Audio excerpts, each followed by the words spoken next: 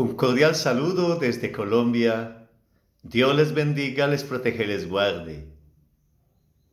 Un gusto estar con ustedes. Dios bendiga a todos los oyentes de la Radio Católica que nos acompañan en esta experiencia de escrutar la palabra de Dios. El Señor recompense a todos los servidores del Ministerio Unidos por Cristo y María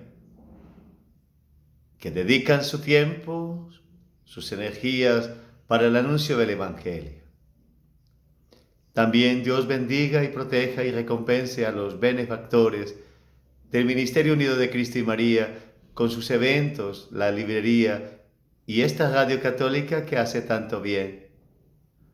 Nos acercamos a la palabra de Dios en esta oportunidad en la que contemplaremos el rechazo al mensajero de Dios. Primero el profeta Ezequiel y luego Jesús en el Evangelio. También nosotros en algún momento hemos experimentado rechazo y ojalá nunca hayamos hecho rechazo del mensajero de Dios mismo. Por eso, danos tu Espíritu, Señor, para escuchar tu palabra en esta oportunidad. Que tu Espíritu Santo guíe nuestras palabras, guíe nuestra meditación, para que escrutando tu palabra y nadando en ella, podamos seguir perseverando en ti. Del profeta Ezequiel. En cierta ocasión penetró en mí el Espíritu de Dios y me puse de pie. Oí entonces una voz que me decía: Hijo de Adán, te envío a los israelitas, pueblo desobediente que se ha rebelado contra mí. Hasta hoy mismo me han ofendido ellos y sus padres, y no menos tercos de cabeza dura como sus hijos. Te envío pues a que les digan lo que yo, el Señor, te comunique.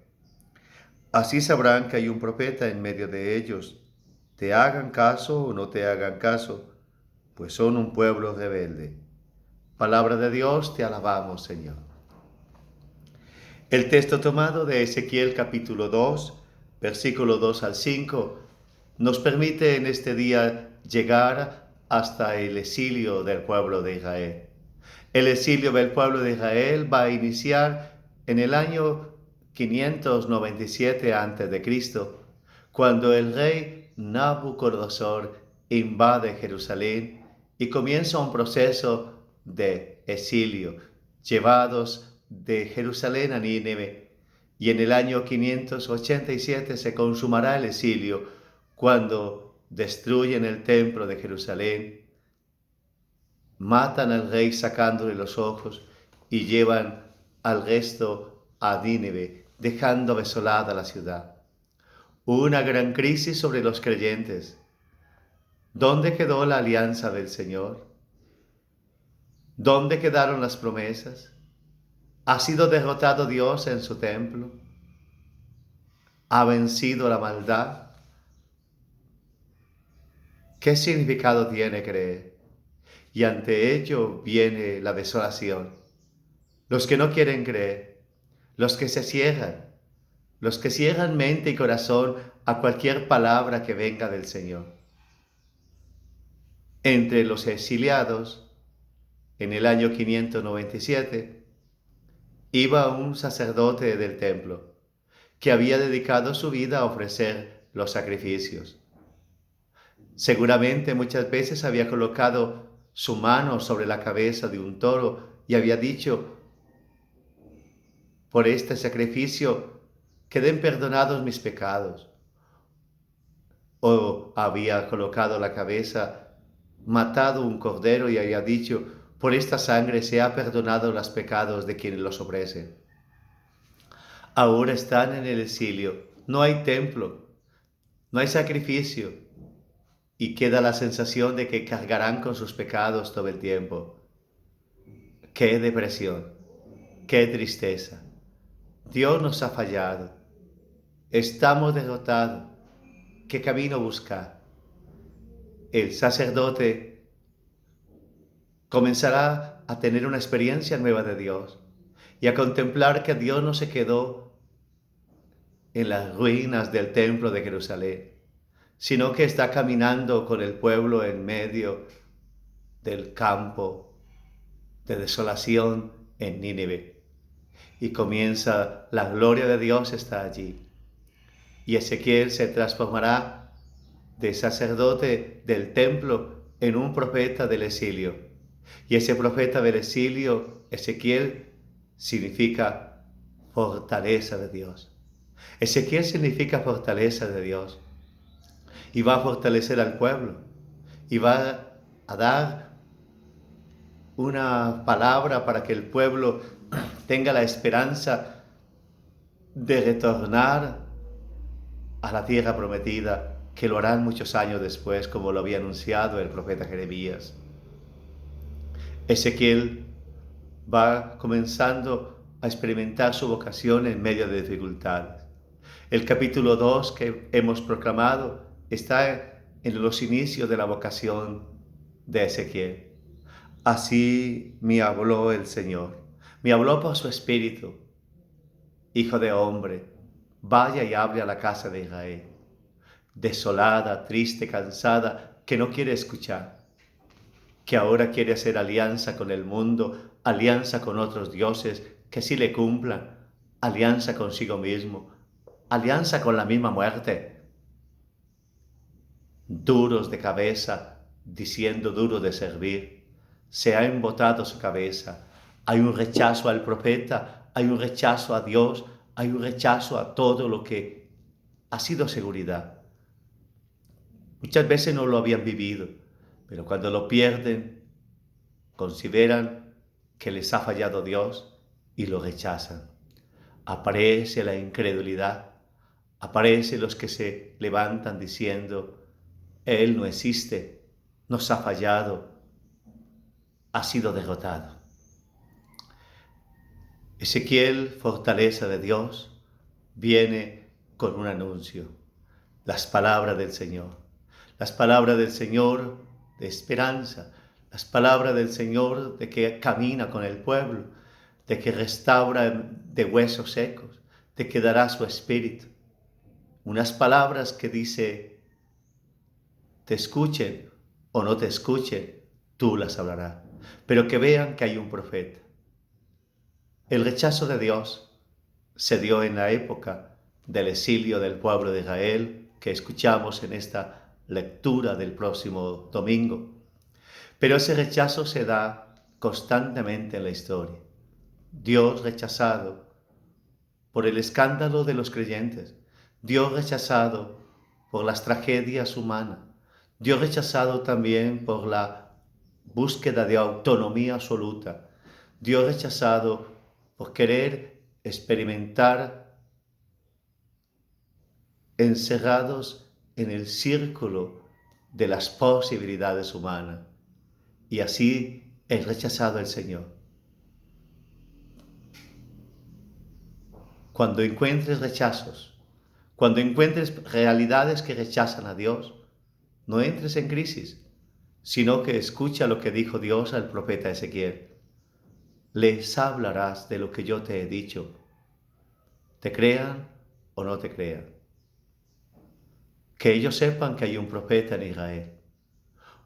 Hoy también necesitamos hablar del valor de la vida en medio de un mundo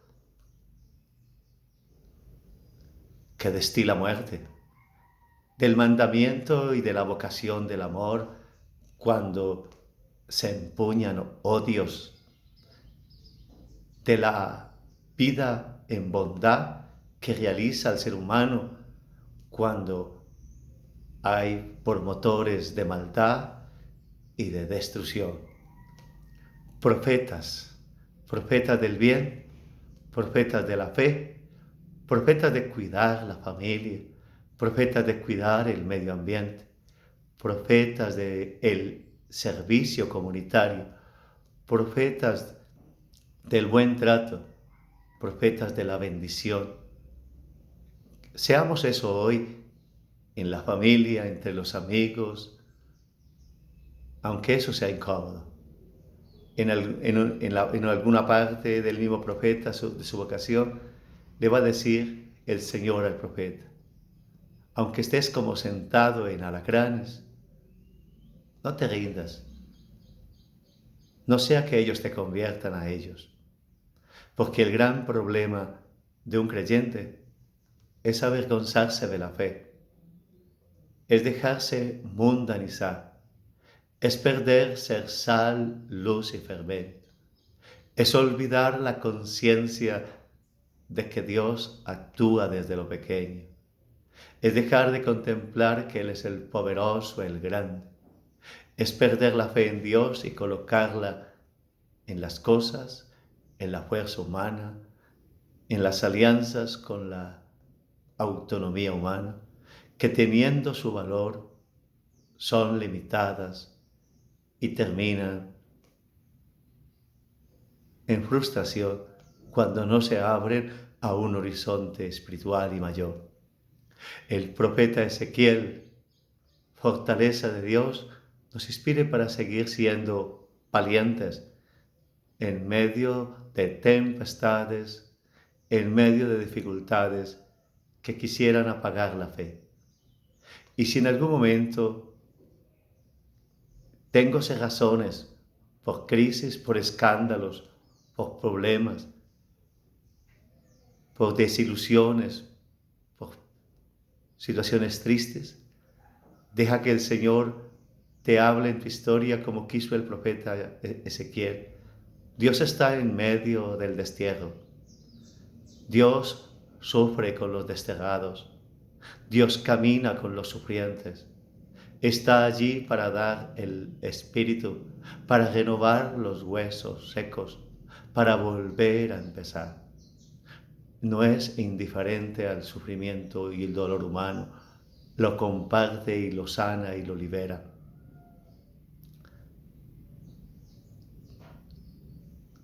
Libérate de rechazar a Dios, porque eso te lo propone el espíritu del mundo. Y cuando encuentres rechazos de Dios, sigue creyendo en Él, aunque no lo entienda, aunque no lo conozcas bien, aunque tengas crisis.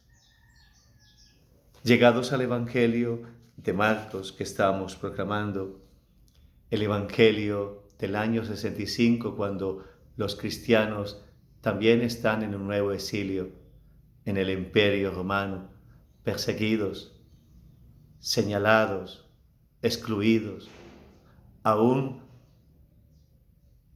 calumniados de que han encendido a Roma. Pedro ha sido crucificado invertidamente. Pablo ha sido decapitado. Santiago acuchillado. Y así sucesivamente la sangre de los creyentes llevados al circo romano. Y Marcos, que ha caminado con Pedro, escribe el Evangelio para proclamar que Jesús es el Mesías, es la nueva fortaleza de Dios. Dios camina con ese pueblo, ha venido en Jesucristo para darle vida, le comunica el Espíritu y aunque el exilio en el Imperio Romano sea grande, Él está allí como el Hijo de Dios donde la humanidad se renueva, como el único Salvador. Él es el que tiene la palabra, Él es el que tiene la fuerza, Él es el que sana, el que libera. Una vez fue Jesús a Nazaret, su tierra, acompañado de sus discípulos, y cuando llegó el sábado, se puso a enseñar en la sinagoga. Muchos al oírlo quedaron asombrados y decían: ¿de dónde habrá sacado este hombre todo eso? ¿Quién le habrá dado tanta sabiduría y semejante poder como tiene en las manos? ¿No es este el hijo del carpintero, el hijo de María, el hermano de Santiago, de José, de Judas y de Simón? ¿No viven sus hermanas aquí con nosotros? Y no podían creer en él. Jesús entonces les dijo: solo en su tierra, entre sus parientes y en su propia casa, se queda sin honores un profeta. Y no pudo mostrar allí su poder, fuera de curar a algunos enfermos, imponiéndole las manos, y le extrañaba la falta de fe de aquella gente. Entonces se puso a recorrer los pueblos de los alrededores enseñando. Palabra del Señor, gloria a ti, Señor Jesús. El rechazo de la palabra en el exilio, en crisis los israelitas, vuelve a darse ahora. Jesús nació en Belén, vivió el desplazamiento con José y María a Egipto. Cuando regresaron, cuando Arquelao gobernaba, se fue a vivir a Nazaret. Allí creció. Lo vieron en la carpintería con José, con sus hermanos, los primos, la familia, porque en el pueblo todos los lazos se les llamaba hermanos. Por eso dice el texto, los hermanos, como también entre nosotros sentimos hermanos la familia, o aún nos llamamos hermanos entre amigos. Y llega allí y va a la sinagoga, donde los creyentes, los que caminan en torno al Dios de Israel, y ellos admiran su sabiduría. Los humildes admiran su poder. Hay una acogida de los sencillos, de los que escuchan la palabra, de los que son capaces de descubrir la presencia de Dios en Jesús. Pero algunos, estando escuchando la palabra, se cierran y comienzan a cuestionar su cercanía. Es demasiado simple. Comienzan a cuestionar su poca posibilidad de estar preparado. No puede venir de Dios. Y se cierran a sus palabras, a sus obras, a sus valores y a sus propuestas de vida. Allí aparece una nota: no puede obrar Jesús porque falta fe. Nuevamente un rechazo a la obra de Dios, al reino de Dios, a la presencia amorosa de Dios. Jesús se va a otros lados, excluido por los suyos, que no creen. Y ahora entonces, Jesús rechazado obrará en Cafarnaúm, en Naín, en Betania. Estamos en la historia también. Jesús ha sido cuestionado, caricaturizado, aún manipulada su presencia. En la historia se le ha querido pintar de otra forma. Por eso volvemos al Evangelio en la iglesia, que es la casa de la palabra, para volver a mirar a Jesús, el Hijo eterno de Dios, el Mesías, el Salvador, sin caricaturas, sin interpretaciones libres, sino en la comunidad de la iglesia y creyendo en Él. Si crees, verás la gloria de Dios, dijo Jesús a Marta en Betania. Basta que tengas fe, dijo Jesús a Jairo en Cafarnaúm. No había fe en Nazaret en sus más cercanos. Antes le llamaron que estaba loco, que tenía Belcebú, que estaba fuera de sus cabales. Y la falta de fe les impidió ver la gloria de Dios, experimentar el reino del Señor. Está en Nazaret y es rechazado por los cercanos, por sus familias. También estamos en la iglesia, celebramos la liturgia, estamos en el ministerio, caminamos en una parroquia, en un grupo de oración, y podemos cerrarnos a la palabra porque nos parece demasiado exigente. Amen a sus enemigos, bendigan, devuelvan bien por mal, perdonen, vivan el amor crucificado. Es demasiado exigente ese valor. Hay que reformarlo para poder amontonar, para poder explotar, para poder hacer lo que se me antoje. Y así entonces Jesús es rechazado rechazado para acomodarse a la mundanidad de hoy. Hoy también es rechazado Jesús para acomodarnos a la mundanidad de reformar la familia y acomodarla según los criterios del mundo. Jesús es rechazado para acomodarnos a la mentalidad de un mundo que exige vivir en unos criterios de diversidad que excluye, no de diversidad que construye, sino que muchas veces excluye. Quien no piense de esta forma es excluido. Quien no acepte este estilo es excluido. Hoy hay nueva cerrazón al Jesús del Evangelio para abrirse a un Jesús construido en novelas, en películas, en canciones, a un Jesús hecho a la medida humana. Hay cerrazón al Jesús del Evangelio que pide renuncia, que muestra la cruz. Hay cerrazón a un Jesús que nos pide una iglesia en comunión y participación, en obediencia y en gracia, para preferir una iglesia en alianzas con el mundo, donde compaginemos con las teorías del momento, del mundo móvil, líquido, frágil. Es así que la cerrazón se vuelve a dar hoy. La cerrazón en mi vida también, cuando creo más en mis fuerzas, en mis posibilidades que en Jesús. Cerrazón cuando creo que no tengo tiempo para orar, para escuchar la palabra, para servir. Cerrazón cuando no me confieso creyendo que es inventado por la iglesia y no concibo necesario.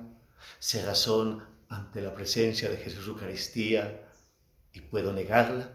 Cerrazón ante el sacramento del matrimonio, considerándolo innecesario para mí. Cerrazón ante la posibilidad de ser llamado a la vocación sacerdotal o misionera o religiosa. Cerrazón ante la necesidad de la fidelidad del matrimonio. Hoy también hay cerrazón a la buena nueva del Evangelio. Jesús fue rechazado y se cerraron a su mensaje en Nazaret. Dios fue rechazado y se cerraron a su palabra en el exilio de Nínive. Hoy también hay cerrazón y es rechazado en ambientes del mundo donde el cristianismo es perseguido, donde la fe es burlada y manipulada, pero también dentro de la iglesia hay cerrazón a la novedad del Evangelio para acomodarnos a criterios y a miradas que sean más compaginables con la mundanidad de vivir según el nivel humano, de experimentar según los criterios de la lógica del momento, darse permiso en todo lo que se desee o se proponga, hacer alianza con los poderes reinantes. Hoy también tenemos el peligro de rechazar a Jesús para poder hacer alianzas con el mundo. Que esta palabra me convierta, que esta palabra me haga entonces volver a escuchar a Jesús y acogerlo en mi vida. Basta que tengas fe. Si crees, verás la gloria de Dios. Si me escuchan, serán mis discípulos. Si viven unidos a mí, tendrán vida. Si no están unidos a mí, no tendrán vida. Si me escuchan, mi Padre y yo vendremos y haremos morada. Esta palabra resuene en nosotros y nos haga creer en Jesús. Creer en Él, aunque estemos cercanos. Venimos a misa todos los días, volvamos a creer en Él. Venimos a misa cada domingo, volvamos a creer en Él. No nos cerremos a la novedad del Señor. No nos cerremos que por tenerlo tan cerca lo tratemos de manera pagana, perdiendo la novedad de las perlas de Dios. Este momento sea para decirle, gracias Señor por esta palabra. Gracias, Señor, por esta oportunidad de adorarte. Gracias, Señor, porque nos das tu misericordia, tu bondad y tu infinita ternura. Te adoramos, te bendecimos, te glorificamos. Gracias, Señor, que no te rechacemos y que podamos escucharte y vivir para ti. Gracias a todos los hermanos de la Radio Católica, gracias a los servidores, una feliz semana para todos, Dios los bendiga y nos seguimos uniendo en oración. Dios los cuide, la Santísima Virgen María los proteja y en la alegría de caminar, creamos en el Señor. No tengamos miedo cuando rechacen el Evangelio, cuando rechacen la palabra. Compartámosla de manera serena, que vean que hay creyentes, que hay profetas, y cuando tenemos tentativas de rechazo, creamos en el Señor, aunque no tengamos gana, aunque no tengamos tiempo, aunque el ambiente sea duro, porque creer en el Señor nos da vida y vida eterna. Gracias, hermanos, gracias también a los benefactores del Ministerio Unidos por Cristo y María, de la Radio Católica, gracias a los oyentes. Dios los bendiga y feliz semana.